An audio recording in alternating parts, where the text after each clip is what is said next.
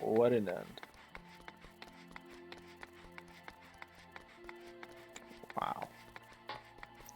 Wow. Once we get done with this, I'll probably get my ideas off at the end. And we descended from the throne room that I just chanced upon an object which, if I have the right of it, did once. Might apologize. May happens now at an appropriate time. I'll speak of it later. Sometimes I wish that I had to been gifted with the echo, then I might see what you have seen and glimpse into your heart without the need for words. Shot to your left, we observed that our enemy's ranks were no longer being replenished, presumably when your absence was noticed, so we polished them off and came as quickly as we could. You're saying not quickly enough, but then you had the Exarch for company, didn't you? And you could not ask for anything better than that. You did well, Hydaelyn, you and the Exarch. At such moments, hard to know what to say. Are you alright, my friend? Am I alright? I should be the one asking you. But yes, I'm fine, thank you, we all are. People are fine, the city's fine, and star showers have stopped. It's almost as if we had gone back to people's days that followed the night's return, almost. Well, talk to your stroller. Hydaelyn, if you're ready, we will recount as to how the day unfolded.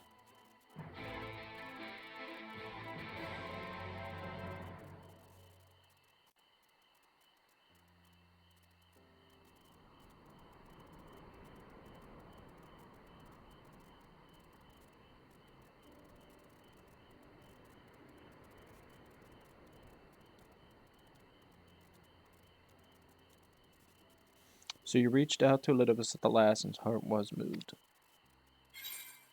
I'm not sure I did the right thing, and it changed nothing. I only did as you asked. I'm not sure.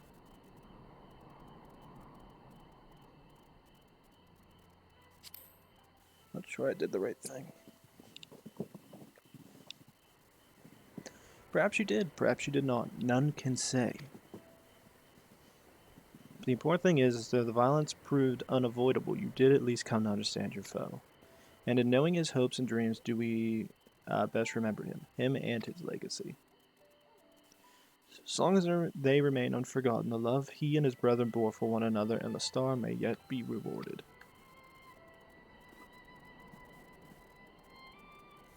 You said that an ancient came to your aid, but how is that possible? Yet from him itself, he knew of Elidibus' plight. For seeing his own death, he made provisions to bring Elidibus' suffering to an end, lest his friend be left to continue to struggle alone.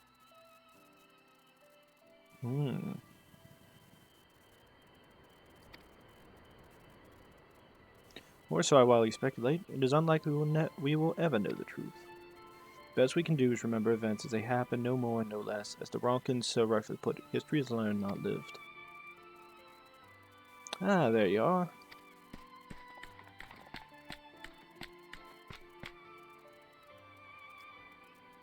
My friend, you were given to understand that thou wert injured. Shouldst thou not be abed?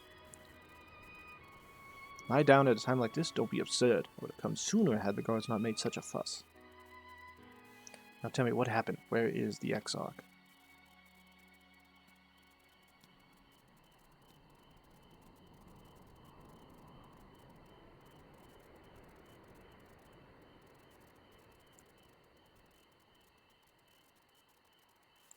I see. Hydaelyn, will you show me his spirit vessel?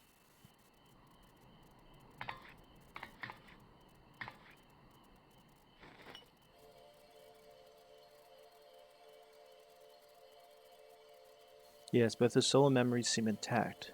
Good. Unlike the others, the ether was not highly charged, and so it did not seem necessary to employ a familiar for the imbuing, but I needed it to be certain all the same. Oh, what a relief. Then 'tis but a question of restoring his soul into his flesh, and as thou didst lately tell me, the success of this process resteth on no more than our friend's soul recognizing his flesh as his own. Given his apparent desire to return to Source Hydaelyn, one would think his soul would be only too happy to be home, no? Surely wouldn't balk the relative newness of its accommodation. So one would hope, but none can speak for the Exarch of hearts, and he can no longer speak for himself. Furthermore, though I have drawn upon all my inconsiderable experience to predict the outcome, the fact remains that there is no direct precedent for what we are attempting. Will his body accept his soul? Will his essence blend properly? Will he awaken whole of mind? Any number of things go awry.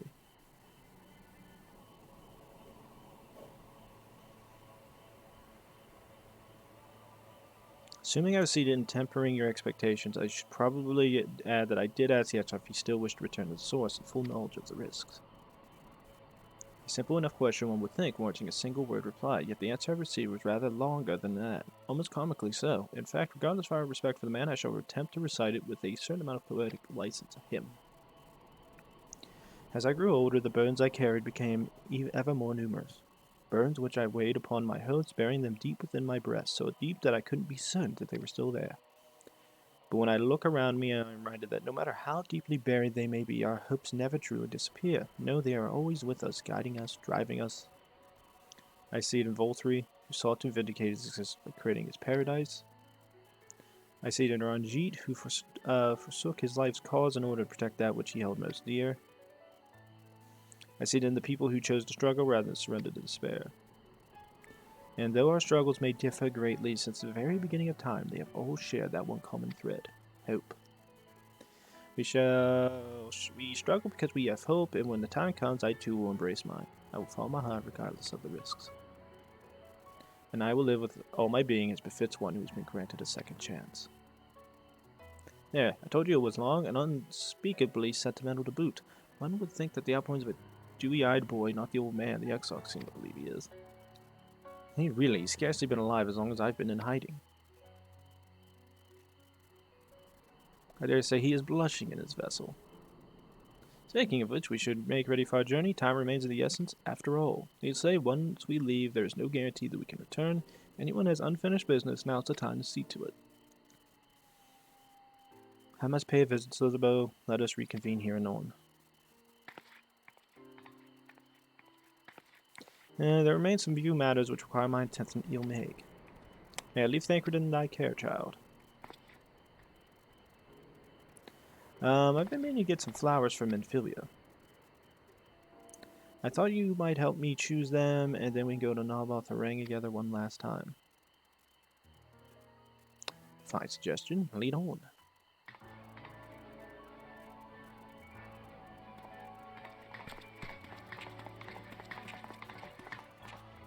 Well, it's back to you more for me. Amongst other things, I owe the mayor an apology about his airship. That you do, bruh. That you do. I assume you have places of your own to be, Jose. I shall see you later.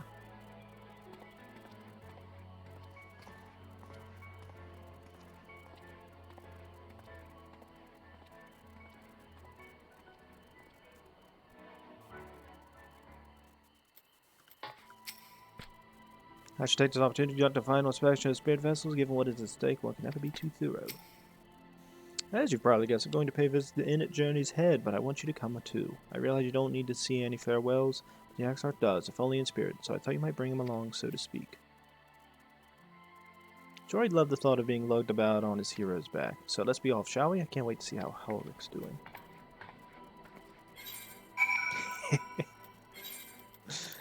My favorite is just listening to frickin' Justola go, yeah, he's blushing in there. It's just like, I'm like, yeah, he probably wants to kill him right now.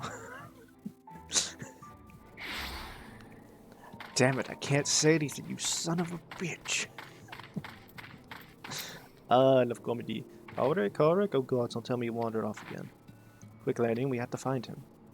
I didn't see you there. If you're looking for Ulrich, he's gone for a walk with one of the others. They were planning to visit the graveyard, if I'm not mistaken. Well, that's a relief. Shall we adjourn to the graveyard then? Wilford. Oh, that's not him. I was like, is this him? I was about to say, woo, he got better. Mumble. Oh, he's mumbling. Once my chest spreading, can't feel it. Wait, what? So wait a minute, they never updated the audio for this, and it's still the exact same as it was the last time when we did this? Oh, come on. Come on, that was a missed opportunity to have some of those guys. Like, maybe you haven't said a couple words. Now the other guy who's like laying in the bed, like sitting up, would be like, I'm starting to feel a bit better. Just like a little bit, just a touch, a touch. A little dab. Greetings, I ain't looking for Ulrich by any chance. Yep, there's our boy. Knowing Alize, she's focused on him most extensively. There he is, I was afraid he'd wandered off again. Oh, there's no need to worry. Home safe and sound. He's been showing good progress, and it's like to go for walks of late. Though Cephs usually bring him to this particular spot. No, I wasn't aware he had family here. He doesn't. It's Tesla her sword, that is. We buried it here in her honor. Ah, so he remembers. What brings you back so soon, out of interest? I didn't think the next round of treatments was due yet. No, it isn't. Look, I realize it's sudden, but I've come to say goodbye. It's time for me to return home. But rest assured, the treatments will continue. Becklock will come to oversee them in my stead. I see, you did mention that you and your friends were searching for a way home. You say, sorry to see you go, but I know everyone will be happy for you, truly. Happy and grateful. You've done so much for us, achieved what none of us dared hope was possible. And we'll see to it that your good work continues and that no more poor souls are buried here before their time. So rest easy and take care. We wish you every happiness. Thank you, I wish you all. Dab, dab, dab, dab. But it isn't time to say our farewells quite yet, so if there isn't any tasks that need doing, hunting bees, fetching water, and what have you, just say the word. I mean to make use of every last moment here, after all. The time left to you is precious.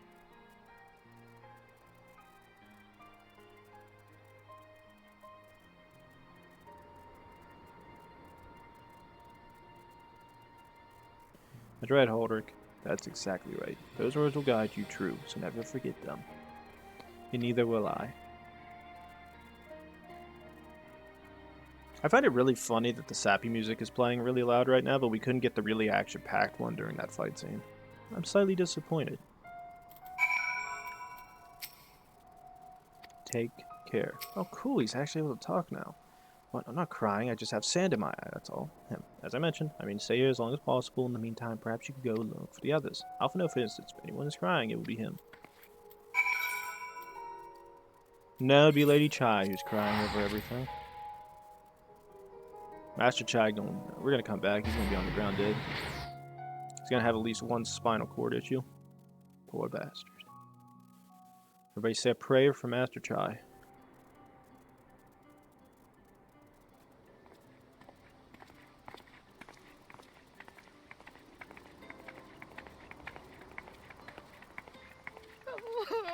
Oh, Alpha, no! Called it. Please, Lady Chai, dry your eyes. The thought of never seeing you again is more than my poor heart can bear.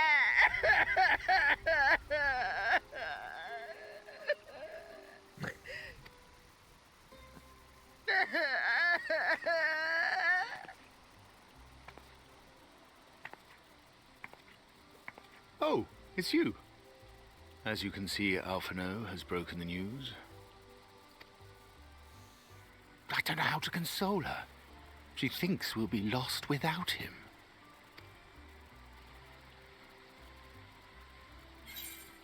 Oh, you're showing well love. Make sure you leave nothing unsaid. A picture paints 1,000 words.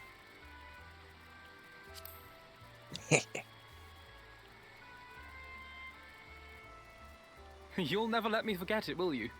I'll have you know I completed the promised painting in the end. Be that as it may, there are times only words will suffice.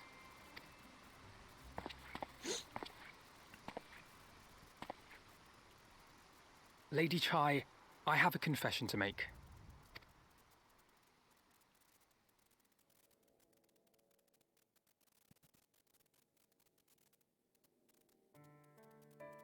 On the day we ousted Lord Vorthree, when I revealed the truth of his tyranny and your complicity in his crimes, I did so with great trepidation.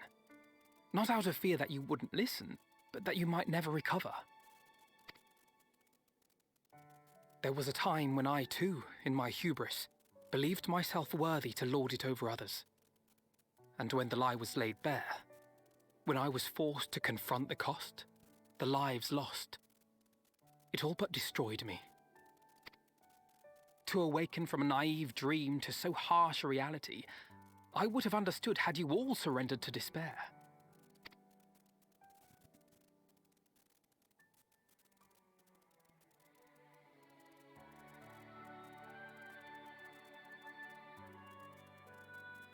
But you didn't surrender. Far from it. You picked yourselves up and rose to the challenge. You found a path forward and the strength to walk it, and to keep walking it, day after day.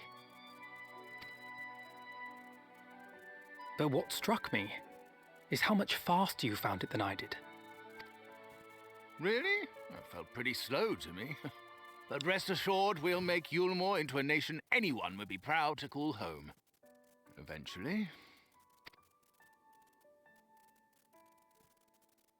You can still come and go as you please, I believe. When we have good tidings to report, I may trouble you to be their bearer.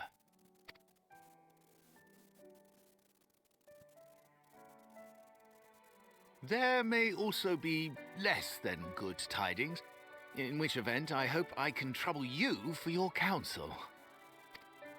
I should be honored to provide it, Master Chai.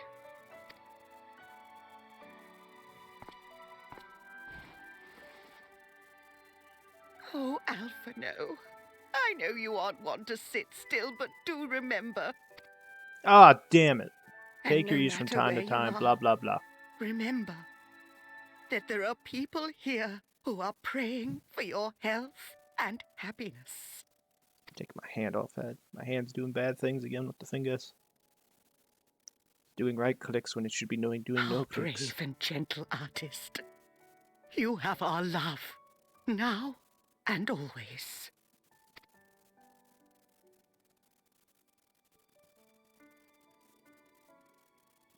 And you mine. Please take care.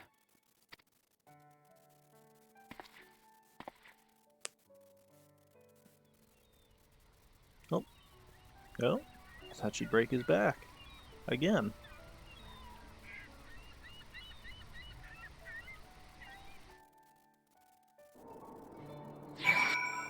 Apologize for the right click.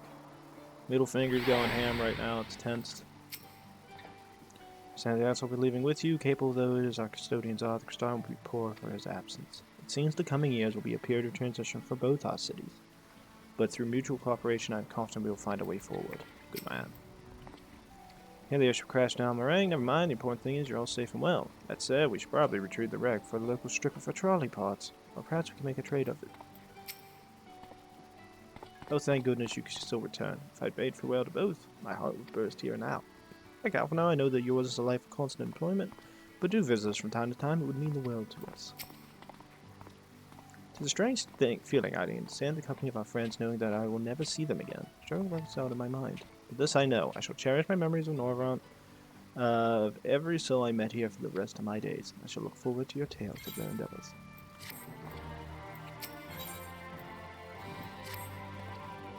Forgive me, I realize now that I asked you what business brought you here. Can I be of assistance? As I said, you were going to be crying. As I said that, did she? Well, as you can see, I'm quite alright now. Unlike her, by the sound of it, perhaps you might consider visiting Eorzeea next. Given his convergence with idiosyncrasies of the Fae folk, I doubt it will be an issue, but a small part of me worries that they may not relinquish him willingly. As such, I would feel better if you were there to look in on our friend, assuming you have the time, of course. Yeah, the way to describe the ending for this is the only thing I could probably come to the conclusion of is like after a war. Like some of you are gonna be like, "Oh, demon, that's a bad," and I'll let you know it is perfect chronology because the easiest way to describe it is like World War II or World War One. Like World War II is probably the best, which is you have all these people you meet that are in the military, right? People from all across the country, different countries, different towns, locations in each country, blah blah blah blah. Everybody becomes good friends and they interact with each other, but at the end of it, after everything is said and done, you have to go home and go your separate ways. You lose friends, you don't see them anymore. Sometimes you may not see them for years or for the rest of your life, but you have your memories of them. It's very sad to think about. It's like a lot of Allied soldiers that were in Europe and they had to go back to America. Sometimes you wouldn't see your old French friends, your old frickin' Algerian friends if you're in North Africa, Egypt, France, invasion of Germany, seeing the Soviets. Somehow you became buddies with a Soviet. That'd be awesome. That I show the pleasure of welcoming guests, even as my own occupation draws to a close. What bringeth thee hither, my friend? I was told to help you. So that which Grand Companies of Eorzea of the realm, which hath been his home these 100 years, a noble gesture. As for Master Alphino's concerns, thou mayest rest assured that all is well for me. Far from containing me, our Fae friends have agreed to assist in transportation of these tomes unto the Cabinet of Curiosity. Not more remaineth to be done. Regardless, 'tis well that thou hast come, for I had a meaning to show something to thee. An object I chanced to find after the victory over Elidibus. Now it has lost a trading status unmistakably.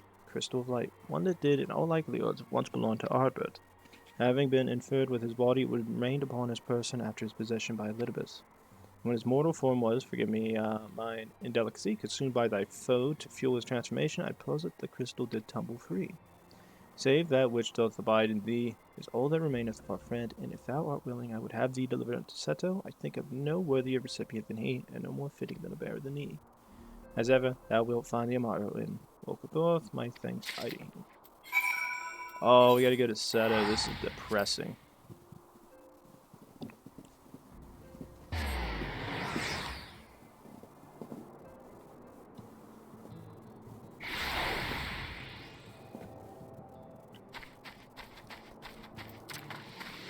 Yeah, this is going to be a fun extended episode, especially when we get to the end and I make it like an extra half hour because I'm going to keep BSing.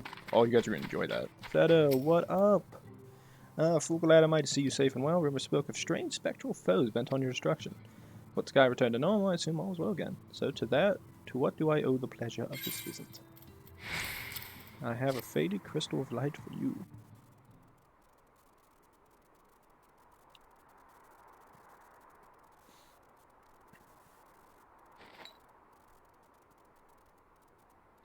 Curiosity's getting the best of him.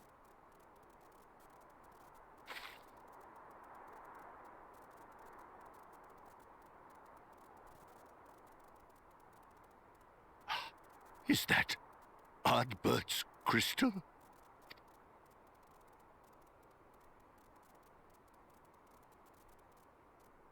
So it is. It has changed, but I would know it anywhere. However, did you come by it?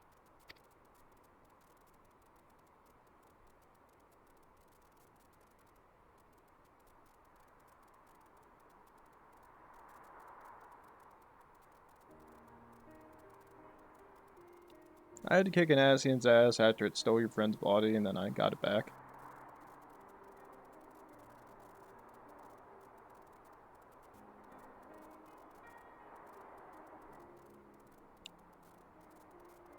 Yeah, good enough explanation. Then, even in death, his enemies found a way to profit from his sacrifice. Oh, it grieves me to think of his body being used for evil ends. But, thanks to you, his honor is restored, and he may finally find peace. No words can express my gratitude. I will keep this crystal safe to the end of my days. Rest easy, my friend. You have earned it.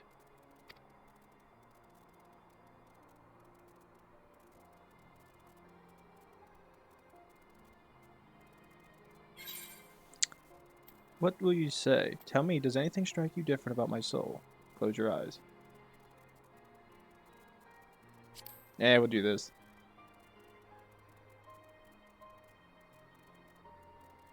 Pardon? Very well.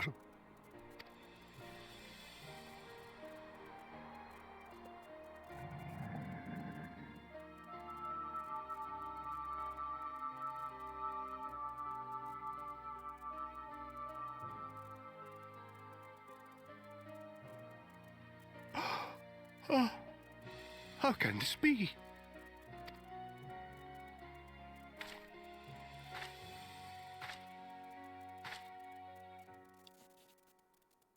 Seto, my old friend. You've grown. Oh, Ardbert, how I've missed you.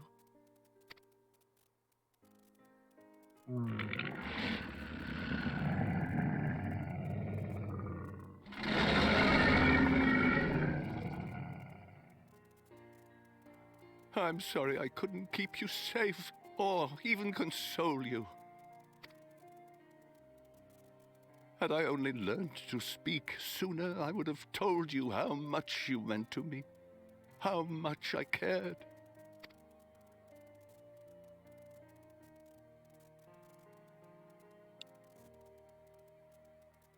I knew. I always knew.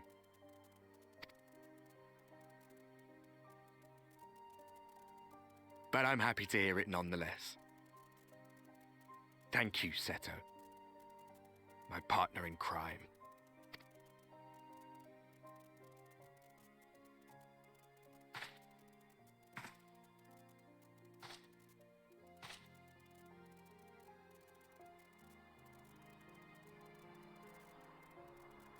I see. His journey continues.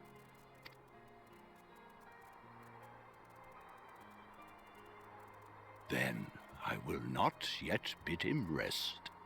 With you, he may look forward to many more adventures.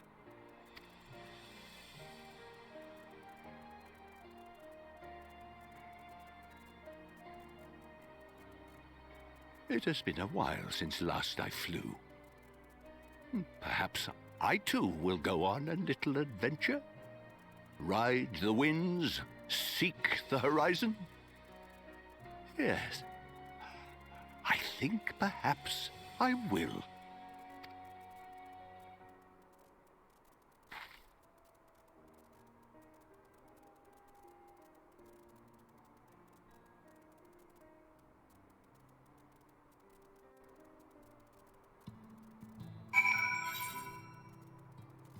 Oh god damn it, I gotta go all the way back. Oh wait. It's probably faster to go back to Little blah blah. I do like that. That's a nice one. I like that Square Enix added, which is tell Seto to close his eyes. You can use Arbor. Well, Arbor can use your character's body, but because his soul is within you, theoretically he can still talk through you. Although I find it really weird to have your character, because I could just imagine like everybody else be like looking in on it. It's just like, why is she doing this? It turns out it's just Arbor doing it. It's pretty funny. But I like giving Seto that moment to speak with Arbor because it's good for him. Because even when we were originally here in Elmeg and he sits here and tells you about Arbor, you could tell that Arbor meant a lot to him, and Arbor couldn't say anything to him.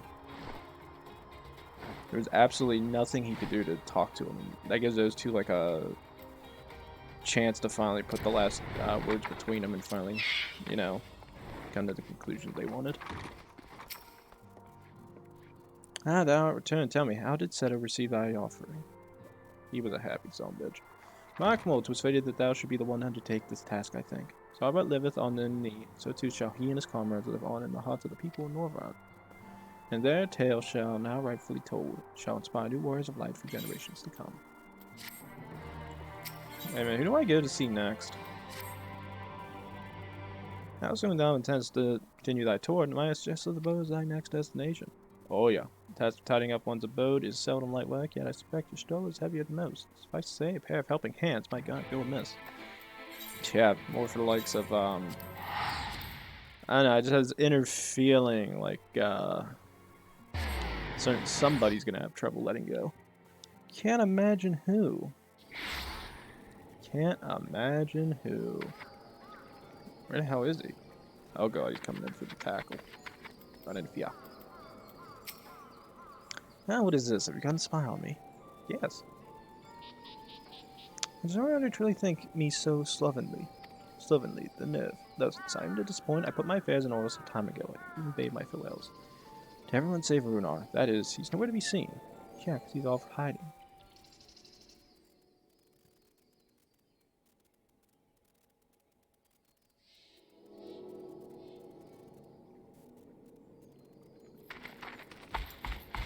Three, two, one.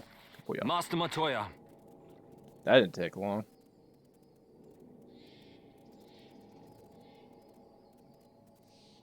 For too long I have remained silent, but no longer.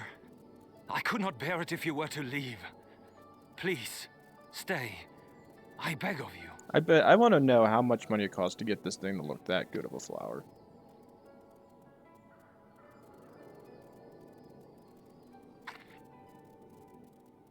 Runar, please.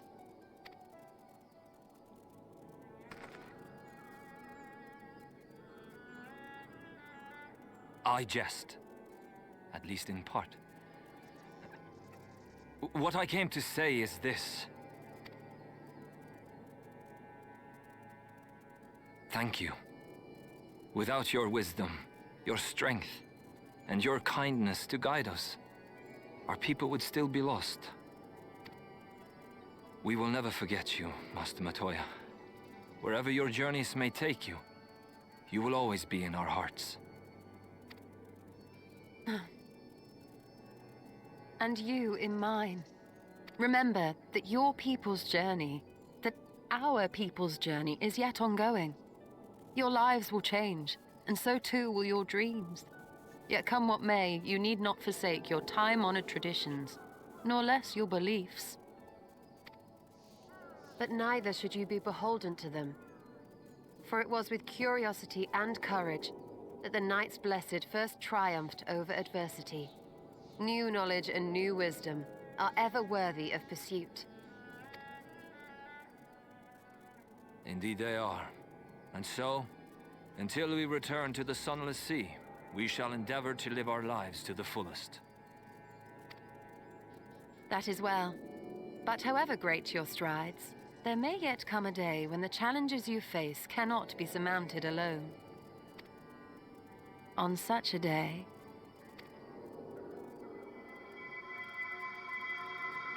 On such a day.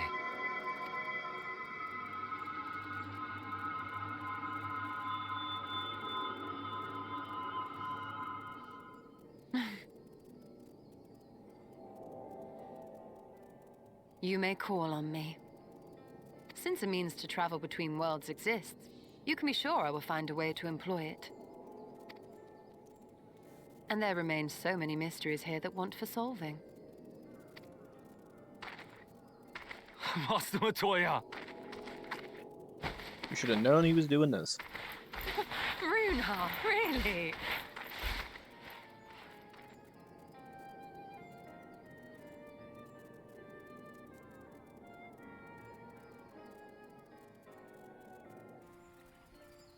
Well, Runar seems to be much happier and chipper. Please take good care of Master Matoya, see that she eats well and wraps up warm on cold days. There's herbal tea which she enjoys. If I give you the recipe, you could make it for her, perhaps. And, above all, please keep her close. I do not doubt she is strong, but even the strongest among us should not be alone. Damn straight. Honestly, he's a boy in the body of a man. Anyway, it's time we headed back to Prasarm, shall we?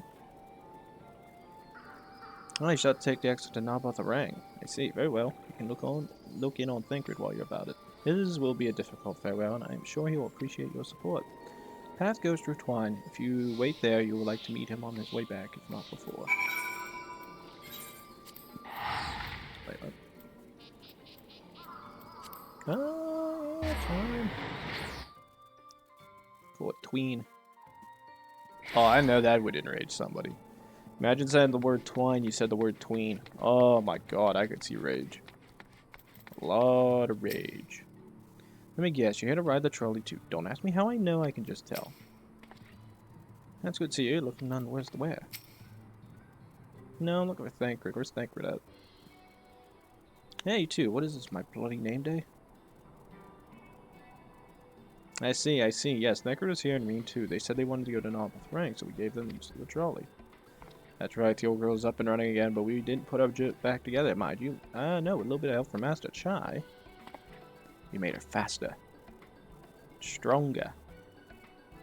Oh yes, the future of trolley is looking brighter than ever. Whisper it, but I reckon it might be time. Time to reach for the stars with a trolley to dwarf all trolleys. If you ask me, we better be off making them smaller. That way they can fit in narrow shafts.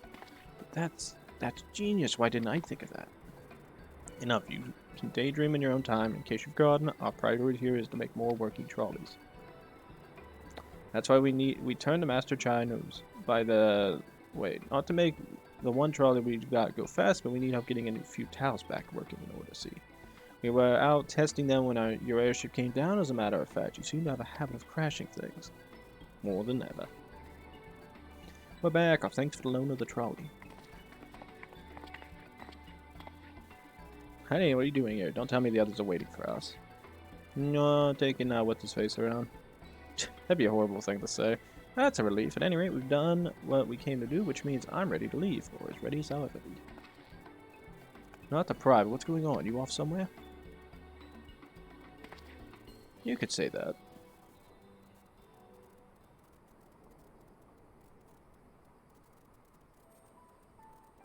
So you're headed home. I'm just a simple miner. I don't know much about this world's traversing business. But the young lady here, she'll be looked well after, will she? I'll be fine, thank you. I have a place to stay at the Crystime and don't want for anything. Besides which, I've no shortage of friends I can turn to, friends like you lot. Please, don't worry, I'll be fine, really. If you say so. Be a matter of life and death, I suppose you have to leave. But I, for one, would still be torn. If the choice were mine, I'm not sure I could bear to be parted from my family. No, but it's for the best. Rena's chosen to walk her own path, and she doesn't need me under her feet.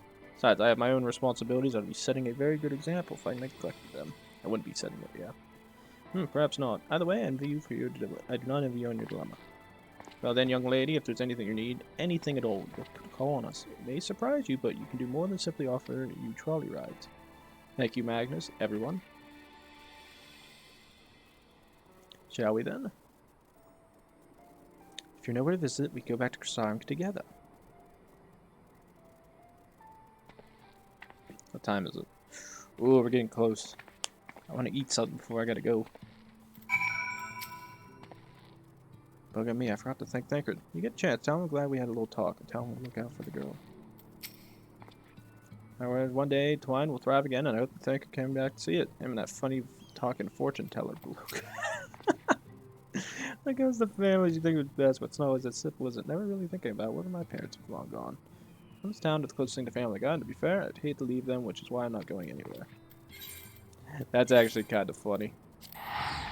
And that fortune telling bloke, you called him a freaking like great wizard at one, like this great old wizard at one point. Now you're calling him a freaking just a fortune teller. I feel like I should be able to say that to Orianja. He'd be pissed.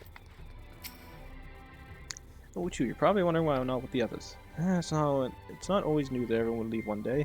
I'd always hoped and prayed that we'd find a way to send them home, but now the time has come, I just feel lost and lonely. I don't want our last moments together to be sad. I want to hold myself together just long enough to say the things I need to say, but I'm not sure I can even do that. You can do it, Reen. I'll be there with you. Right. Thank you, Irene. I think we will feel braver with you around. Go on ahead and join the others. I'll be along after I've taken a few deep breaths. Gotta run, gotta run, gotta run.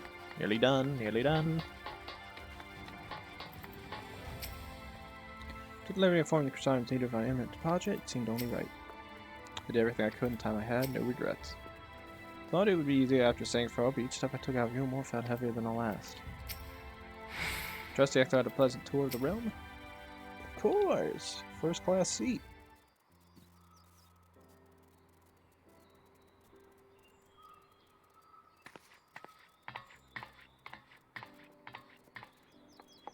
That's everyone then.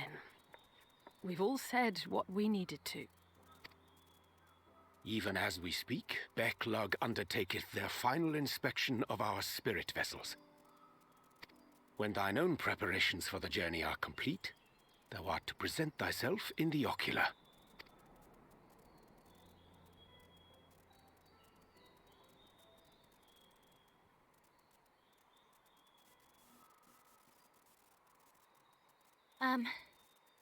Everyone?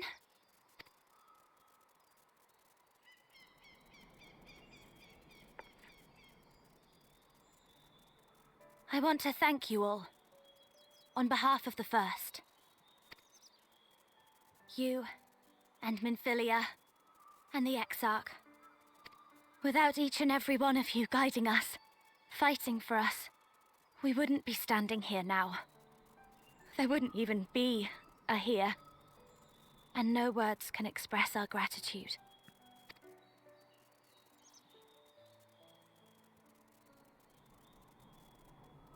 We still have a lot to do. Countless trials to overcome. But if it ever seems too much, I'll think of our time together. The happy moments, and the sad. I will remember it all. And it will give me the strength to carry on without you. Because you made me who I am. Minfilia. Reen.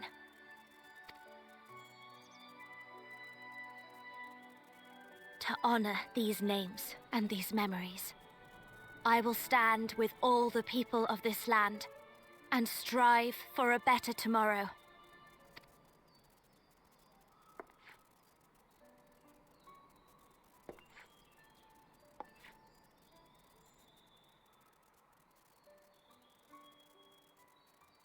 Thancred, I believe the honor of responding should rightfully be thine.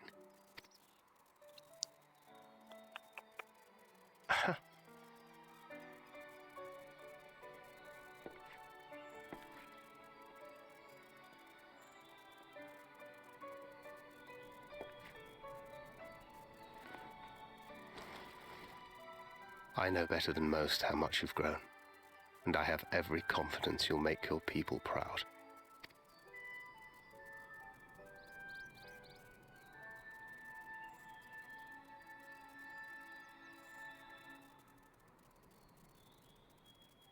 Gods know I'm proud of you. I always will be.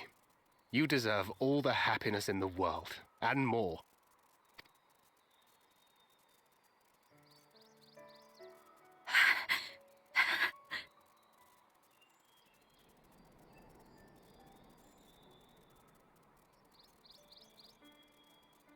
Might we also say a few words?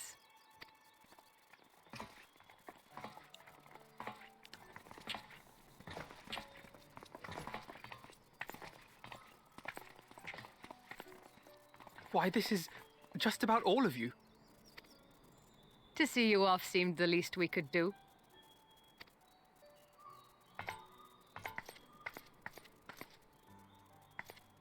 You risked your all for us, fought for a realm not your own. Before you came, we had never known the beauty of the night sky.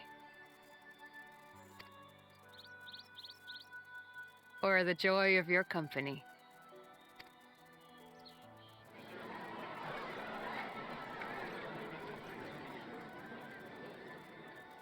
Though it saddens us deeply to bid you farewell, it has ever been our way to send off friends with a smile.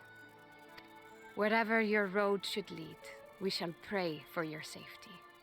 And following your brave example, we shall continue to fight for the Crystarium. With or without us, you've always taken good care of this city. I don't doubt for a moment you'll continue to do so. Aye. A more resilient people we have never known.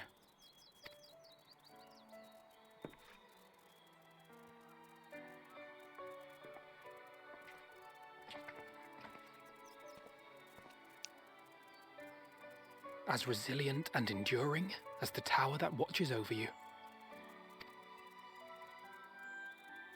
To the last, we did not question the Exarch about his past.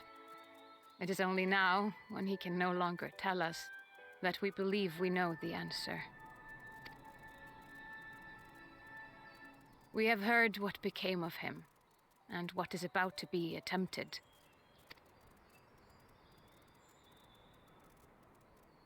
All will be well. Of this we are certain. How could it be otherwise, when every soul in the Crystarium is praying for it with all their heart? And so, when our Lord awakens, I bid you give him a message. Tell him he needn't worry about us. That he need no longer hide who he truly is. That he should live his own life to the fullest. And that if he should ever find himself reminiscing on the past with a smile, we shall be smiling with him.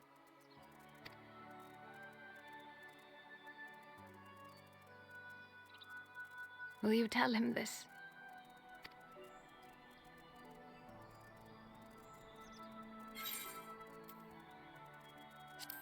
Word for word.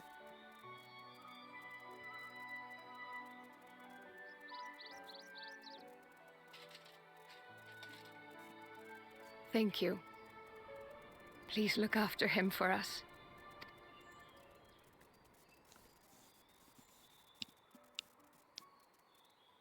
I dare say we have all the good wishes we can carry. Let us be on our way.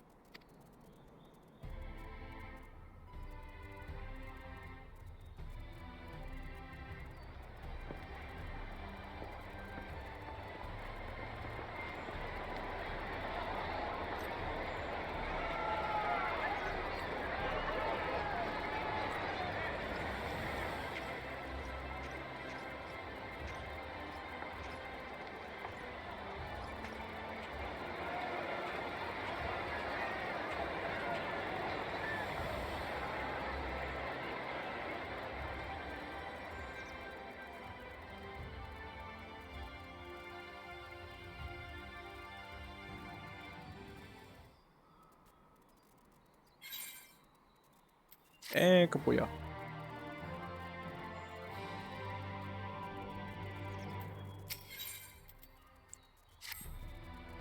I suppose it's time. Are you ready, Hydaelyn? Yep. Alright, let's not keep the others waiting. We gotta run. I actually need this to get done. I'm so close on time. As long as it's done before quarter till, I should be clear. I'll have to watch time on that. Ms. Jane, I have with this motion your appreciation associates. By informed that you may rate your turn, I look forward to welcoming you on that happy day and now care to join me. Dwarf's friend. Yeah, I kind of skimmed through his because I'm not too worried. We're going to see him again, so it's like whatever he says doesn't matter. That's a dick move to say. Angelo stands ready to work his magic on our souls. I did not expect such a rousing farewell from the people. It was the very thing my spirits needed. Now the remains is to return to the source. The 12 know that we have made Crow and Tatara will wait long enough. Tara's gonna want to kill you.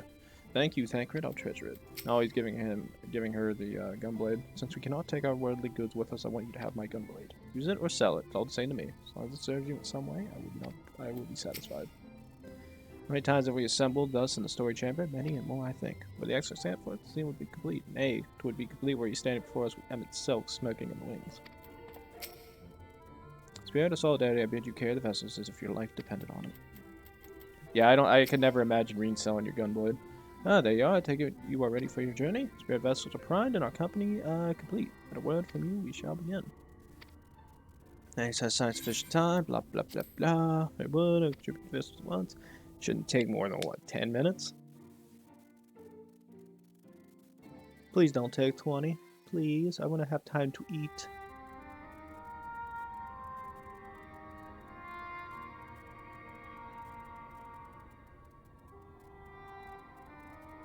All right, then. Pray proceed as instructed, beginning with your memories.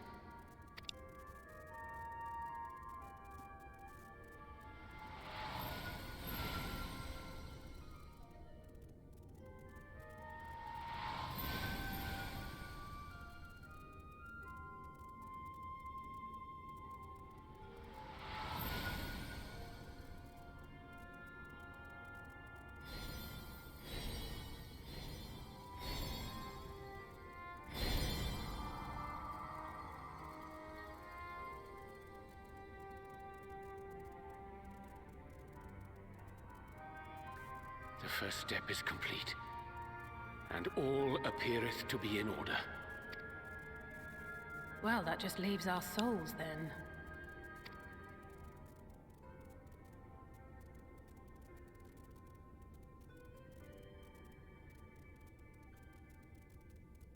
We're in your hands, Angelo.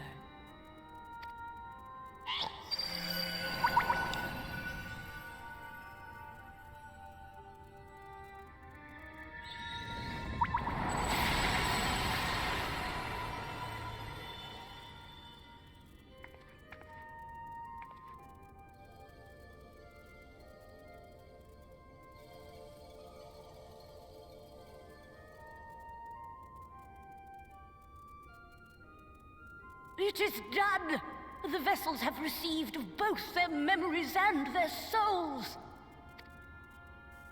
I hereby entrust them to your care. They belong to you now. Just be sure to guard them well, yes? Hell yes. This will work, won't it?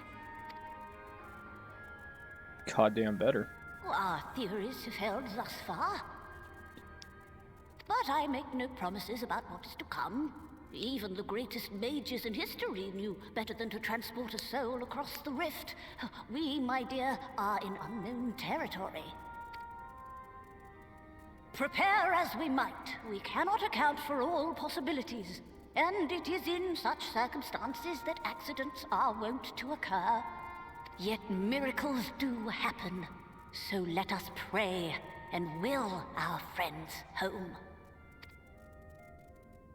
I won't stop praying until I know they're safe. All safely stowed away? I do hope so. All that remains then is to step into the mirror. Go now, and safe travels.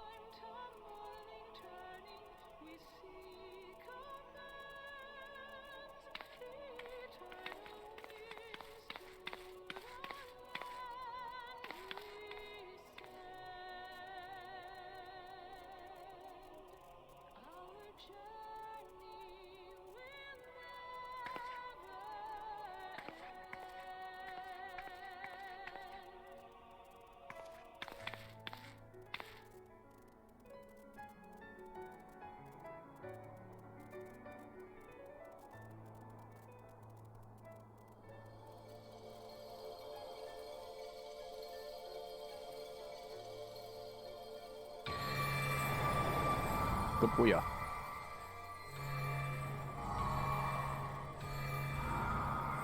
It's working.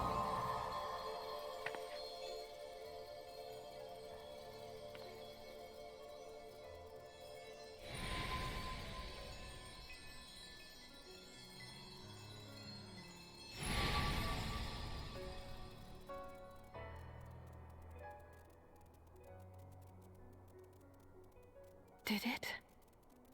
Are we?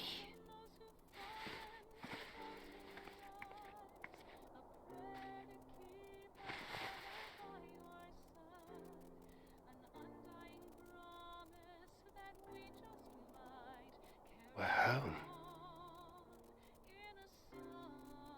Yay, we get it good. Oh, oh, you're back. You're back. You're all back.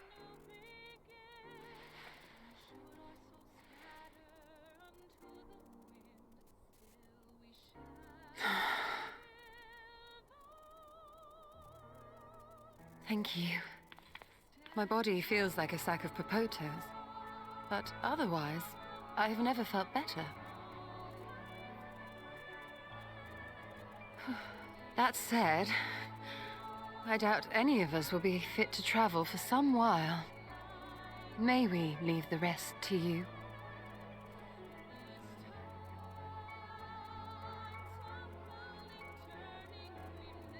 The vessel beareth our comrade's blood. With it in thy possession, the way will surely open before thee.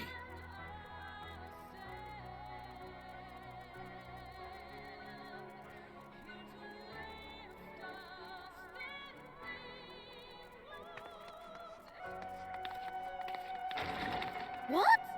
But you've only just got here. We gotta go.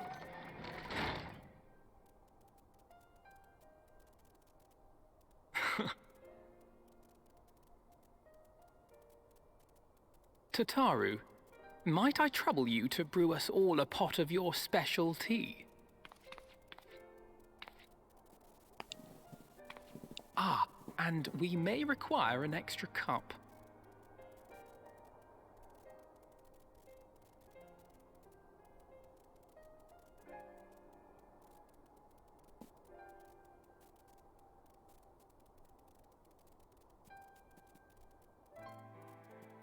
Just one more. Yours is a long road, my friend, and it stretches onto places beyond imagining.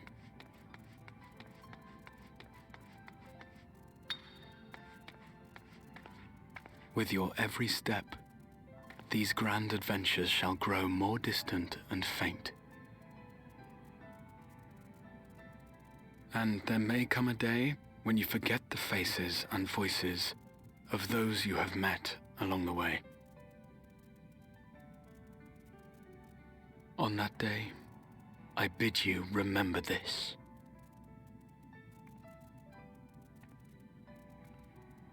That no matter how far your journey may take you, you stand where you stand by virtue of the road you walked to get there.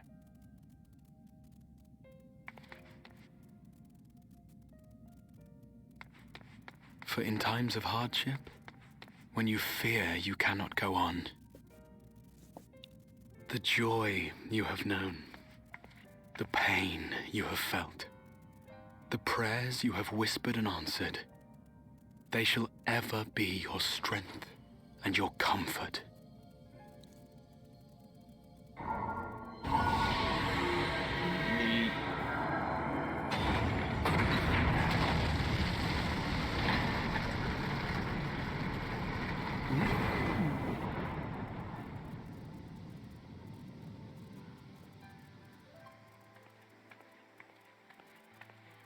Oh my god, I bet my character has to run up like 100 flights of some goddamn stairs.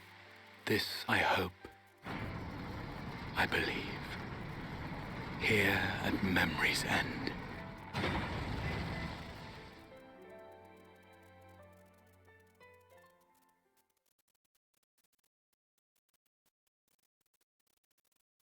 Some days later.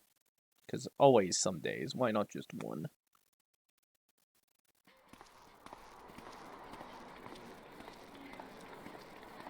Wait a minute, didn't they say they were going to brew a pot of tea?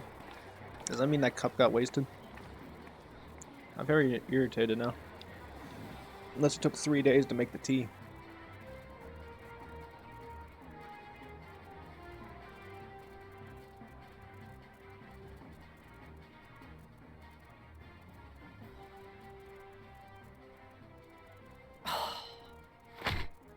Oh god.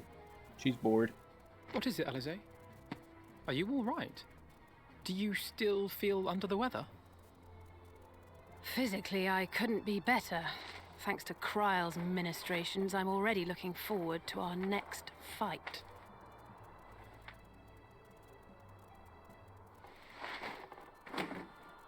But seriously, don't you have anything to say about that?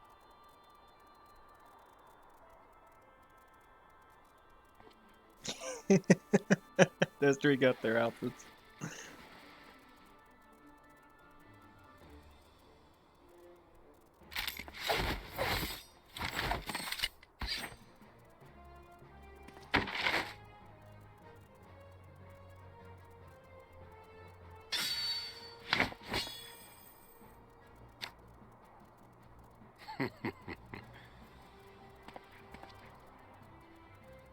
No less impressive than our garments.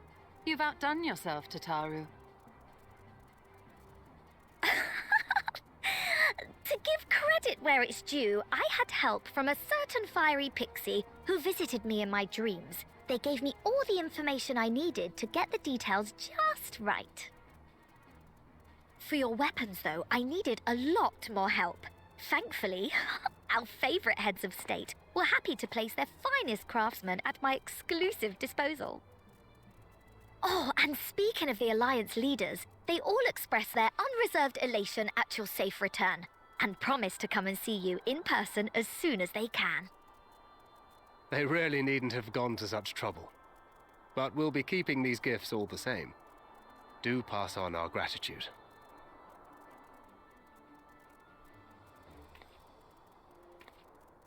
Eorzea has crippling depression. She's pouty. I realize we haven't taken up new martial art, nor have I ever been one to set much store by appearances. But I can't help feeling a certain lack of, I don't know, personal development. I quite understand. But as you observed, the others had the more pressing need. Rest assured, our turn will come.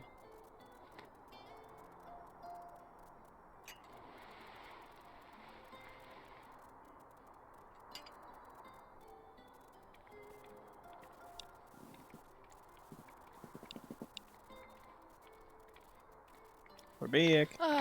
If I expend any more ether, I swear I will blink out of existence.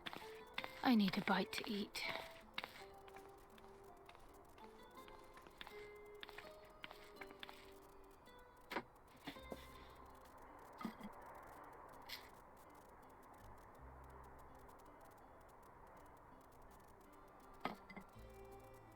Tataru, a cup of tea, if you would be so kind. And something sweet.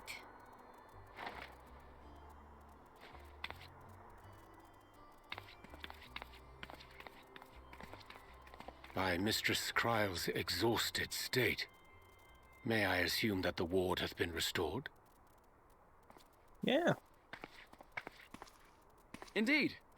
We succeeded in weaving it anew, albeit at a slightly diminished potency than when I had Becklug's assistance. It is no cause for concern, though. The tower is not easily reached, never mind breached. And even should some few succeed, their presence won't escape my notice. Excellent. Said duty thus discharged, thou art free to go wheresoever thy fancy taketh thee. Upon which note, hast thou perchance come to a decision? The offer remaineth open. Well, if you're certain that's what you... I mean, if you think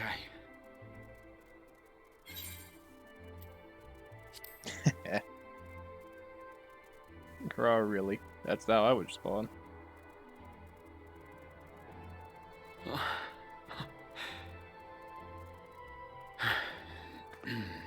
Right. I accept. Henceforth, I shall count myself a scion of the Seventh Dawn. Grahatia, at your service. When I was a boy, many long years ago, I yearned to stand tall as the heroes of Eld.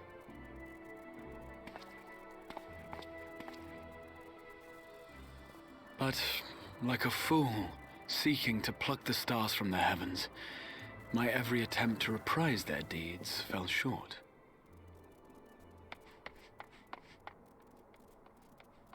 Help! Somebody help!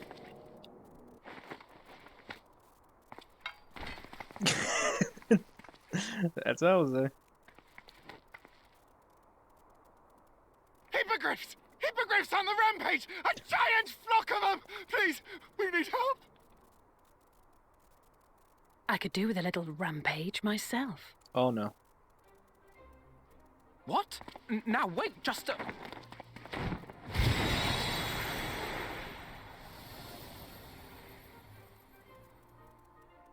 Here we go again.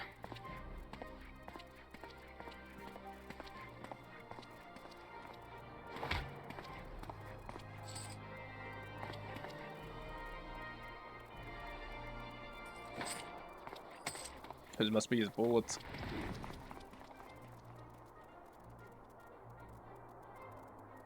I will join the fray when I've finished my tea. Thus did the Avatar of Destruction descend, and in her wake leave naught but tears and ash.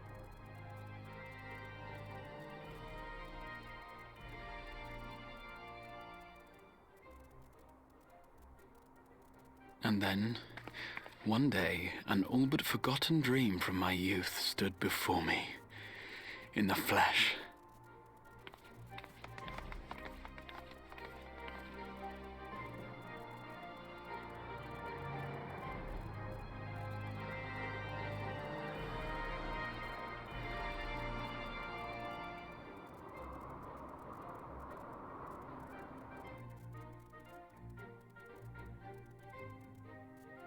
Neato.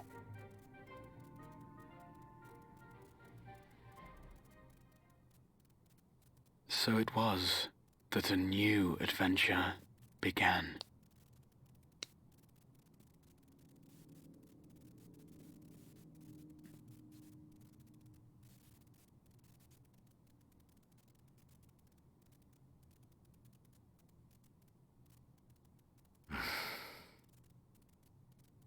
The memory of a dying world's end. Night after night. And I thought it but a tired old dream.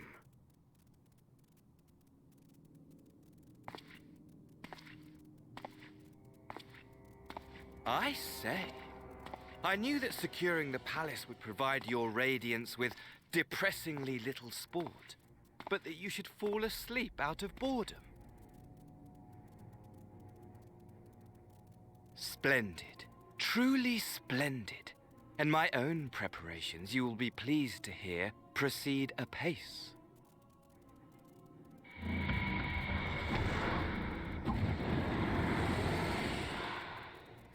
Oh, yes. They proceed very well indeed. Frighteningly so. And we owe it not least of all to this singularly useful body I chanced to find. With the populares now all but destroyed, it will be the simplest of tasks to discredit their groundless assertions that I met with a grisly end.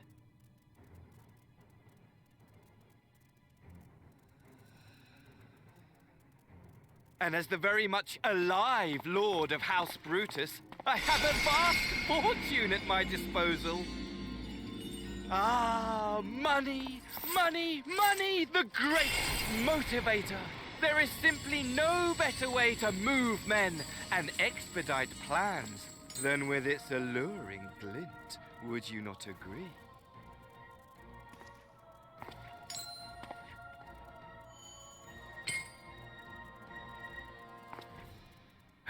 But wait, were we not acquainted, you and I?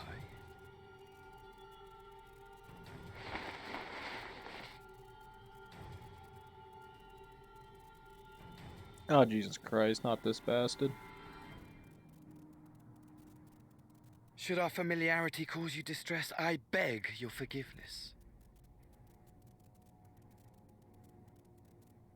3, 2, 1. What did you say your name was? Oh, a dagger through my heart! That my deepest desire should forever remain unfulfilled, to live unrecognized, to die forgotten. Oh. So it goes. Whatever this flesh may have been before, it serves only as a vessel now. And I, faithful Fandaniel, labor only to advance my lord's ambitions.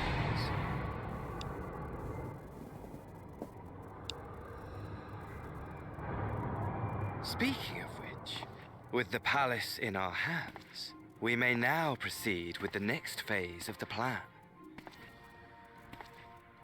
But how very odd. Despite all our havoc-wreaking, old Elidibus did not deign to appear. Dare I hope that the last of the Unsundered is gone?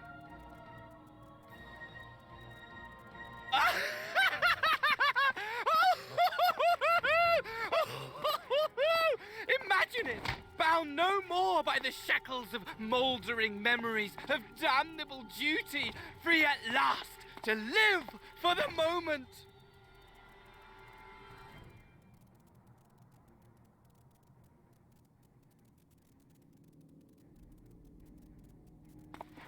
Your radiance, but give the word, and I shall go forth and prepare for you your hunting ground.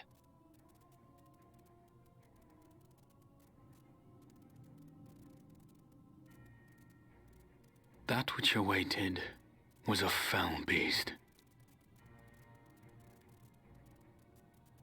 Ferocious, ravenous, remorseless.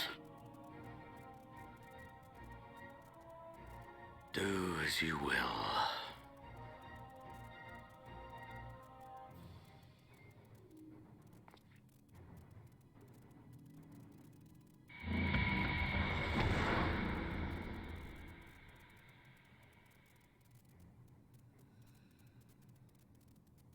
It has been too long, my friend, and insufferably dull in your absence. When you return to me, you will share everything. Every blow will be a story unto itself. Every triumph, every kill. Rest assured, we shall have a fitting stage for our reunion.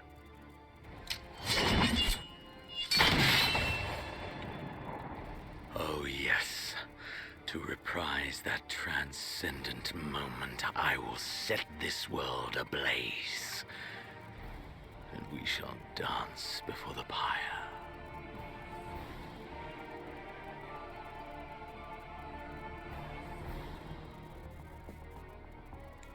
The beast shall kindle the flames of the apocalypse.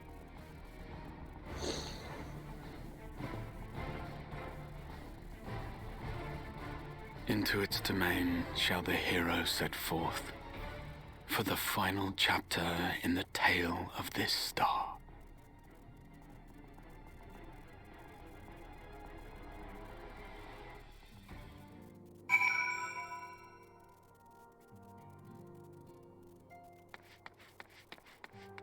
Ooh, gotta talk to Gradia. Ah, you're back. Tell me, Hydaelyn, do you think I was excessively familiar earlier? My tone and mannerism. Thought it'd be better be familiar than formal for you to be comrades, but now I worry that it may have been too detracted from the gratitude and respect I harbor for everyone. Perhaps we might consider it a nod to my regrettably less humble self. Younger self. Yeah, that's what we'll say. Yeah, sorry. Being free to live as one pleases, not without challenges. It's way easier when I had a mission that consumed my every waking moment. Required me to focus on a constant push in a singular direction. By the way, was casting spells always so draining? I had quite forgotten what it was like to do it without the tower. I rarely felt so exhausted or hungry. And if all I did was bend the bow, I would be a limited use to you on your adventures, so I shall persevere. Whoever I might have been before, I am now a scion and an inexperienced scion at that. A green initiate eager to learn how best to contribute to the cause. That he might follow in the footsteps of his inspiration. And I think that should end 5.3. Please now avails a trust companion. Yes. Alrighty, so that brings us to an end of 5.3. Thank the Lord we can actually get to this point and end the damn episode. Well, actually, no. There's two things about to happen. Number one, jump cut. Number two, just so everybody gets a reason why there's going to be a jump cut. I feel like this is an incredibly long episode that I just recorded, and because I feel like it's a long episode, I'm going to have to make a two-parter out of it.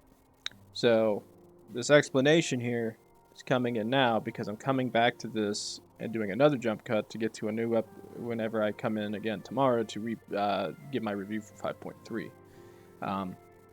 But I have to unfortunately end the episode for whenever I split it in half. So with that, you guys are getting a jump cut right about now. All right, calm down, everybody. We're good. So yeah, sorry about the jump cut from from the other day. Now I can finally actually do this review and add it to the end of the damn video. Yay! And I cuss on this one because theoretically it's going at the end of the video and not the beginning. Booyah. So as I was saying before, sorry for the jump cut and everything, but in terms of New Game Plus in Part 3, I really do like Part 3. Part 3 is fun. I like the conclusion, finally getting rid of the last of the Unsundered, as they called them. La Brea, the ending of Emmett Selk. More importantly, Elidibus. We lost access to the last of the true Ascians. So it's pretty sad losing them. In terms of overall in Part 3, again, I'm leaving a good review on it. It's not a solid 9 in my opinion. Did it go a little fast for me? Yes. I wish they would have... I don't know how much you could have stretched it out for. It was like they had Elidibus. It was like if we keep him, turmoil in the background, we kind of want to get to the conclusion of the story. But I feel like they wrapped it up in a good way. Like, I like the idea of Part 1 and Part 2, well, more Part 2 than Part 1, was focused on the idea that your character is slowly getting overwhelmed by the light. In which case, the threat is to your character. We have to get he or she, in case of my character, she, out of the situation by trying to find some way to save them before, god damn it, I right-clicked again, this is what I get. Always right-clicking. Always. It's probably because I'm sitting up. I get tension in my hand and my middle finger want to go. But yeah, I think I figured out how that's working. But more importantly, that's what focuses Part 1 and Part 2. In particular, Part 3 focuses more on our friends. Throughout the game for Part 3, we sit there and see, like, Eorzeans has a bit of a mental spell where he suddenly, like, loses access to his ability to walk on water. Incred, on the other hand, also suffered a bit of a dizzy spell and then also faints later on because the disconnection between body and soul is becoming greater and greater. Now, I do find it quite strange that they focus solely on everybody having this issue, not just one or two of them. Because it's really strange to me, because it's like the ethereal current blah blah blah, like between the incorporeal and corporeal is kind of weird to me, because it's, my thing is this.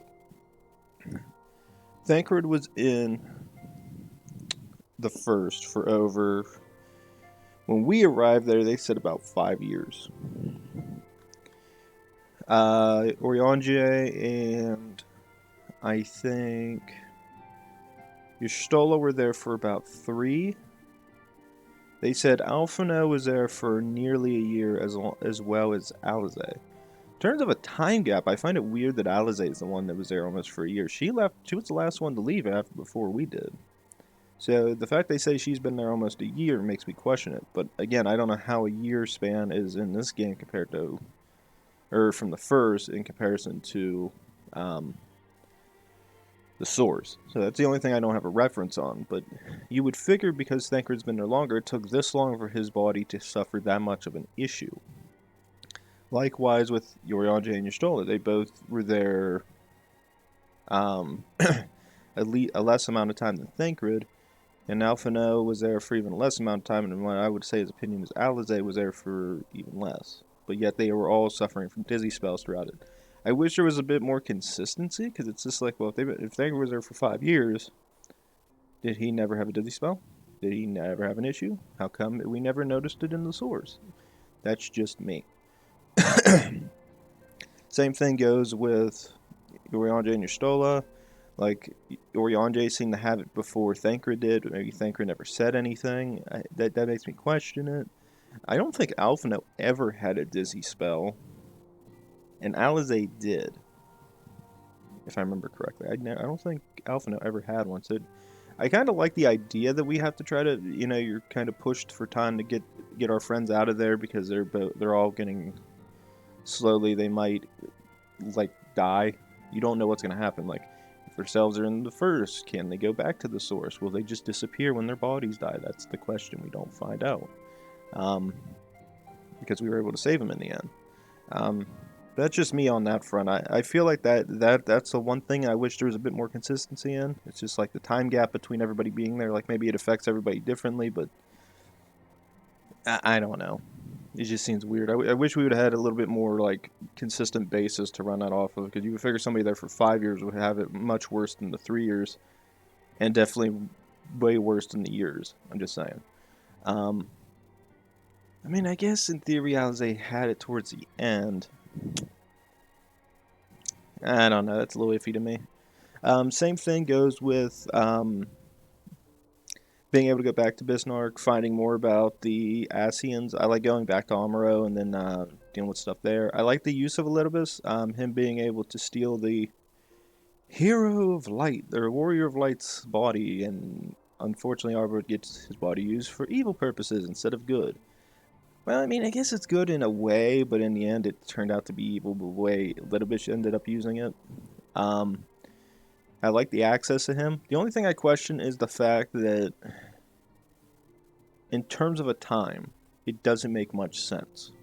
So, in terms of Arbor being dead, they said it was almost 100 years. Wouldn't you assume his body is completely decayed and there's no way to do anything with it? Like, I could see Xenos. Xenos' body I could give him credit on. Because you know what? There might not have been enough time for decay to kick in. It's been 100 goddamn years. What has been going with Arbor's body? He's been probably entombed. At very least, he just got freaking left there on the ground after the flood. I mean, I don't know what happens to him. All I can tell you is that he's not there. So I very find it funny that everybody's like, oh, it's been 100 years. Oh, look, Arbor's back. Oh, spooky. It's just like, it's like everybody. It's been 100 years. He died. Why do you believe he's came back? I don't know. It just got me thinking, man. I was like, I don't know if I like that one too much, but you know what? It's still interesting nonetheless. I'm willing to give it. Again, I still believe it's a 9. I love part 3, but there's just some questionable theory things in terms of like story that I take that point off of. Still love it though. It still gets a 9. I don't give a damn what anybody says. I love it. After that, I like the idea of us getting. I don't think there really was that much in it. That. Going with everybody down to the Anata, and then learning more about the Ascians, learning about the one that was rebelling. What was their name?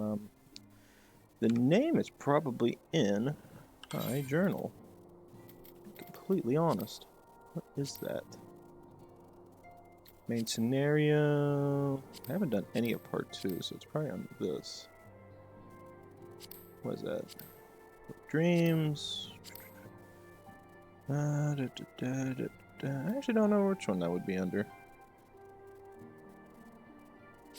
I actually can't remember that person's name. It's been a while. You never really say their name that much or interact with that individual, so it's hard for me to remember the name. It's like, I think it starts with an N if I remember correctly, or an A.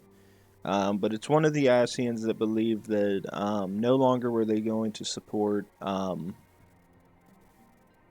Zodiark and the Convocation. They were going to basically rebel against it and lead to the birth of Hydaelyn and become that Hydaelyn's heart, just similar to how Elidibus became Zodiark's heart. Yeah, that's why I don't remember certain names.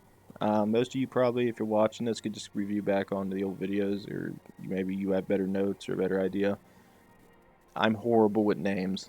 Just know that. I only remember so many people. Like Robon, I forget his name once in a while because I'm an idiot. Elder Seeds here, remember her?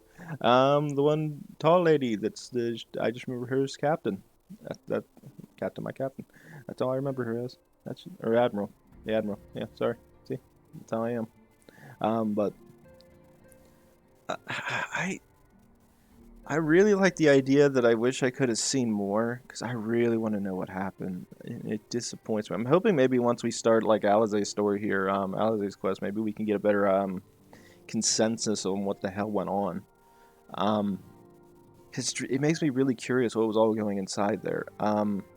Besides that, I like the idea of reusing Armoro to the best of their abilities.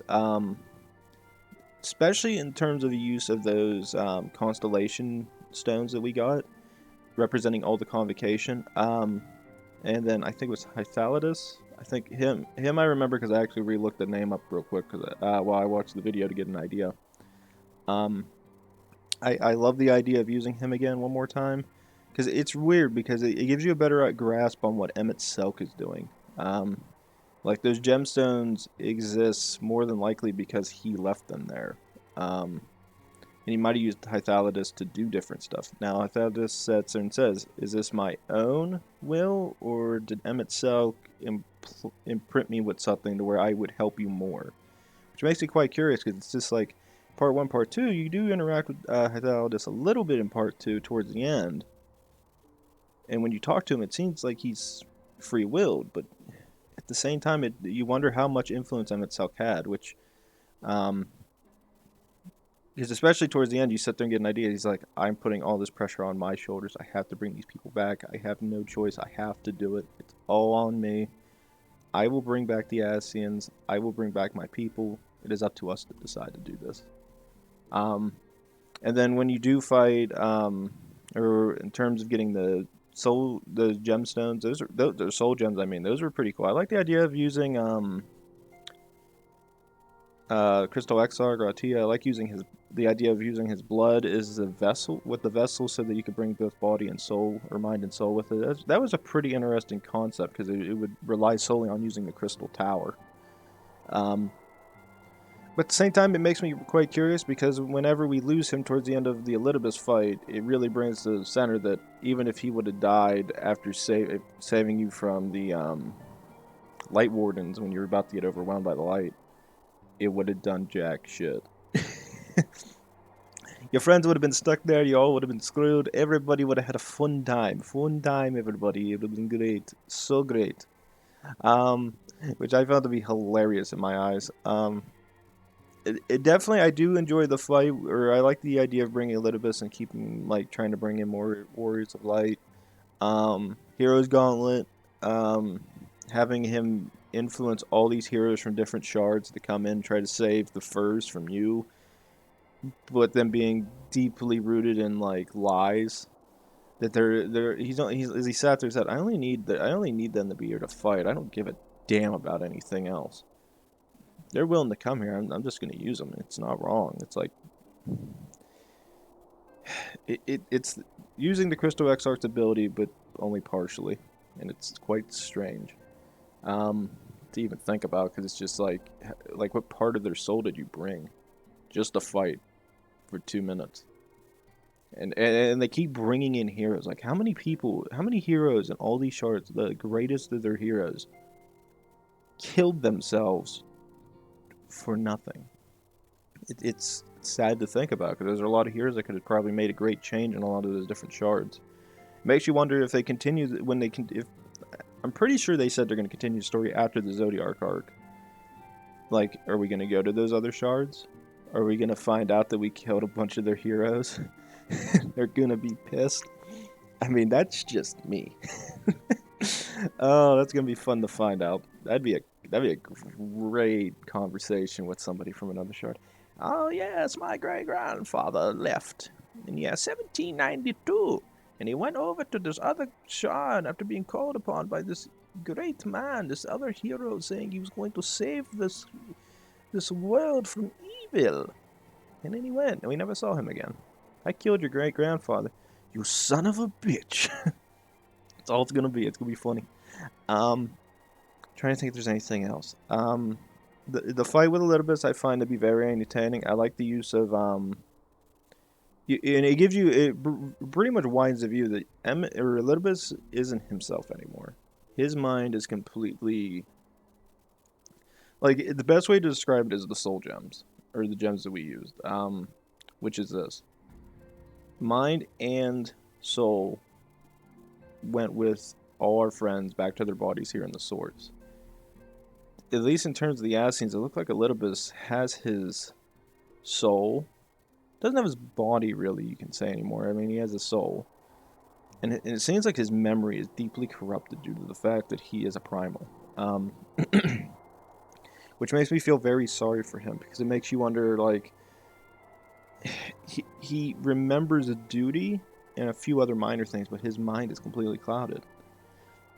You wonder how much of that influences because of the primal in him trying to do the salvation. How many memories just got distorted and just went corrupted or left. He doesn't remember anything. So between all the Ascians, he's probably he's both the strongest but also the weakest, because he only remembers duty, he doesn't remember anything else. MXL was probably the best of the best overall, because he remembered his duty, he remembered his people, he remembers everything, and he knew what he was doing. And I think that's why they used him so much more than Elidibus at part 1, part 2, because MXL was probably the best of the Ascians. Especially during the fight, like when you use that stone to bring forth other heroes, aka you get into the trial fight and you bring out more people to help you. Even towards the part where he tries to banish you and ends up killing you, again, Emet comes back for a brief moment of time to bring our characters back through his own ability. It's quite funny to think about, because it shows you that in the end, even through walking around and finding those crystals, you could sit there and see the burden Emet had. But then when they also show that picture of him towards the end with him smiling and everything for like a brief moment, you can see that he finally gets to go in peace, quietly. All the pressure, all those many centuries of just sitting there, coming up with these plans, trying to bring back his people, doing everything in his power to do something he believed that he needed to do, and instead, he can entrust you with it. You can be the one that can sit there and bring all the different people together and have fun and try to do what the Ascians cannot, which is end the final days without the use of Zodiark. If it comes down to it, we never know if we'll get another final days. There's nothing to sit there and say we won't, but there's nothing to say we do. So that's the question. Is there going to be another final days? Or is it going to happen? More importantly, it just shows you the faith Emet had in the end. He really started questioning his own... you could sit there and see where he really started like questioning his job. Like, it comes down to the fact that he saw something in our character, or your character, and is placing all the hopes and dreams of the Ascians into this new people. Or more likely, your character. So it makes you wonder what's going to happen to your character in the future. Hopefully our character gets to stay alive. I hope mine does, because I'm going to be salty if I can't. That, or like maybe become Jeebus or something, start like walking on water, turn water into wine. That'd be awesome. Also, Elidibus at the end, sitting there seeing after you defeat him like sitting there crying, and you can get an idea of like, even in like some of the cutscenes, you get like when you see his memory, like you watch it looks like he's actually kind of short, and it gives you an idea that he was probably still a kid when they used him. So even though he was Elidibus and he was in the convocation, it looks like he may not have been that old. So maybe he was just like gifted or something in a way, and they decided to use him. But in the end, you can sit there and see how sad he was, being one of the only survivors left, having this job, his sense of duty, and then in the end, when you put him into the Crystal Tower, he's sitting there. He brings those majority of the crystals, besides the one we have, with him. All his friends go with him. So I guess in the end he is with that little bit of family that still existed at that time. So it makes me wonder what's going to go on with the Crystal Tower, because in theory that means a little bit is imbued into the tower. So I hope he ain't suffering too bad, because you kind of get an idea of like his memory is corrupted. He has a sense of duty. He no longer has any people to call upon. Even though he sat there and said, I stood against the Ascians at some points because he's an emissary, supposed to be between light and dark, and try to bring an equilibrium. It's just like, he still misses all his friends. I think he misses them itself. He definitely misses Alabrea. Like, they were all probably friends and interacted with each other every now and again. Although I do like the idea of like Emmett Selk towards the end, like in like what was it, Stormblood when you first see him, like he just seems like a nutcase. Like he just seems very loose cannon. It looks like he's just very meticulous in his planning and doesn't give a crap about anything. They did really good in Shadowbringers, like bringing the, I guess you could say, more humane part of him out. Even though towards the end of the fighting in part 2, I think he put on an act. I think he really wanted to test everybody to sit there and see if they could do it. I would not be surprised. Also, I like the idea of Elidibus heading into tower and then using that same gem that Gratia, Crystal Exarch, just used, and using his blood to control the tower. But my thing is, it's like he's taxing the tower and using it so much that only Crystal Exarch at that situation is the only one suffering. So it makes you wonder what's going on inside the tower. Like, I wonder if any parts of the tower was suffering any damage. It's quite interesting to think about. Because you could sit there and see where the toll was taken just to make those gems for our friends, the vessels. But then you sit there and see him become more and more like the tower as the tower overtakes him. Because there's nothing he can do. He's using it. It's getting used too much. Him and your character, him and our character also using his staff at the end to bind Elidibus to the tower. That was kind of cool. My only regret is that the music was so damn low. Yet whenever I play through the rest of this game, it was pretty loud. It's probably just because of ambient noises and stuff. It made me wonder if I should probably turn down audio a little bit more. Voice, I mean, I could 65. I hate these things. Oh, you sumbitch. Yeah, that works. Like performance down to 60. Like I keep turning it down, but I can only turn it down so much before it becomes a problem, in my opinion. I don't know if it's just my headset or not. That's what sucks when I make these videos. I don't have anything to base it off of besides my headset. Like when I played Gears 1 and Gears 2, I didn't even know how loud those games were until... Well, no, Gears 1 was fine. Gears 2 and 3 were the bad ones because I couldn't hear how damn loud the audio was until I got so far into 3 and I went, oh my god, it's loud as hell. I had to go back and mess with it. I mean, what are you gonna do? What are you gonna do? Nothing I can do. Trying to think if there's anything else. That again, Crystal Exarch dying there at the end was pretty sad.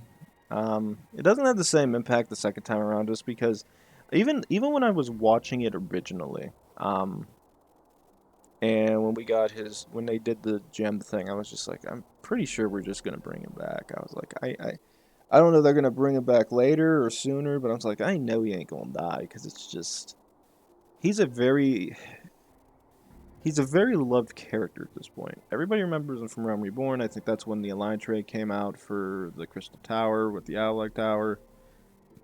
And if you played it, you remembered him. I had a faint memory of him because it's been so long since I played it. But in terms of playing Part 1 and Part 2, everybody really started to love his character more. So I don't know if it had much of an influence for Part 3 where we bring him back, and he's here with us now as part of the Scions. Again, pretty cool. But I remember before, I was like, that's pretty sad. It sucks that we're going to lose him here in the first, but I was like, I'm pretty sure we're going to bring him back. I didn't doubt it for a second. Then seeing him towards the end of this, whenever everybody's together, it's very humbling to get him back, because you can sit there and see the idea of like, yay, he got captured, or no, he entombed himself in the tower, gets awakened in the future to utter hopelessness, then find a way through the hopelessness to bring hope to the first by getting there after Ophelia to save it, and then spend 100 years there to try to find a way to bring our character in, which he does. He ends up getting us and some of our friends there, to then die there, but in theory come back here and we get to see him. He continues the adventures. The only thing that makes me really question stuff, it makes me quite curious, is the future he knew originally, which is, does that future still exist? and is the situation as helpless as it is.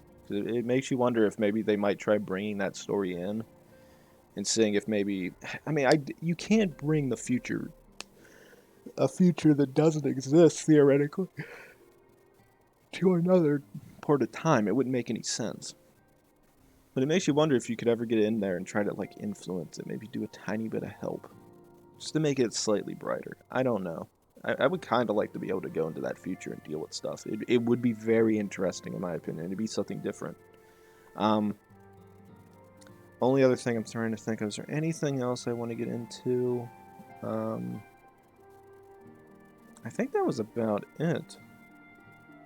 Besides telling everybody bye, I like the idea of Ulrich coming back. With his treatment, seems like it's doing very positive work on him. Makes you wonder if everybody else will be okay in terms of that. Beckluck's an interesting character. I did enjoy them. It was weird. It was like, oh good, you finally used a new mode for something fun, which is a very interesting character that's like very influential in terms of a mage into, what was it, Vobert or Ronka? No, I think it was Vobert. Or is it? I think it was. I can't remember which one they were part of, but it's pretty interesting to think about it on that front. Trying to think of that. Then they have Krau used a lot. She is she said at the end of that, very wore out. Then I did find the interaction between Alize and Alphino towards the end, and how pouty Alize was hilarious. Like, I was like, finally comedy, fun comedy, which is, this is the most childish we've ever seen Alize for a while, which is pretty bad. Trying to think if there's anything else. Bringing back what's-his-face from Stormblood was interesting. I don't remember if his name is actually that or not. I forget what name they used, because again, it was yesterday, and I worked all day yesterday, and I had stuff go on, so I forget. Nathaniel? I think it started with an N. I can't remember his full name. I apologize. But he's interacting with Xenos. It's our old boy. I don't know if I would have reused his character. That's just me. Or at least his, like, vessel. Very strange stuff. I'm not going to question it. Don't ask me these things. I don't know why they reused him. Would I have reused him? No, I would just came up with a better character. Like, he's really crazy. I don't like him. Xenos is also insane, but at least I can. At least his is like a. His is a insane that is bent on somewhat of reason. In a way, it's just like, because it's just pure. I just want to fight people, and if you make me happy when I fight, we're friends. Compared to, I'm nuts. I'm just crazy. I do whatever I please. Xenos is my friend, but he doesn't remember me. It's like it's that false sense of insanity that is it's on their spectrum, and I don't like it. I hope he dies. I hope I get to kill him. It's gonna be fun. Let's see. I don't think there's really much else to use. Now, the only thing I don't know if I like is the fact they're reusing everybody's clothing from the furs to bring it to the source. I don't know. I kind of would have went with something different. I don't know. That's just me. Like, Thancred's was fine. Oriange, like, I kind of like the idea of finally you can just see his freaking face without being covered up with the hood and the others. So that one's okay. I'm surprised. I mean, I can see Y'shtola wearing the all black stuff. Yeah, I could see that. Although I can't wait to see if what outfits they go for. Alize and Alphino. I forget. I know in the cutscene they do bring out, or not a cutscene, but a trailer for Endwalker. I think they had different outfits. I think they had their first outfits on, but Alphino was the only one with a different ability or a different fighting style. So it makes me quite curious what's going to go on in the Alize quest. I haven't played this yet. This is going to be all new to me. So all you people out there, heads up warning for the end of part 3. There's a chance I won't know when it ends. And because I don't have a general consensus on when it ends, I'm going to probably have to combine an episode together towards the end. So there's probably going to be 2 episodes where I might have to combine and just yell F it and combine them and make it work. I also don't know what the dungeons are Or the trial. I'm assuming there's dungeons in the trial. There always is. That's gonna be fun. Besides that, I did say 9. I do love Part 3. Part 3 is a lot of fun. It's an emotional roller coaster if you play it through the first time. Playing through the second time, it's just kind of like, oh yeah, I know what this is. But even when I played, I was like, they're not gonna kill off Gratia. We like his character too much now. He's staying with us. He's a new friend. Me like me new friend.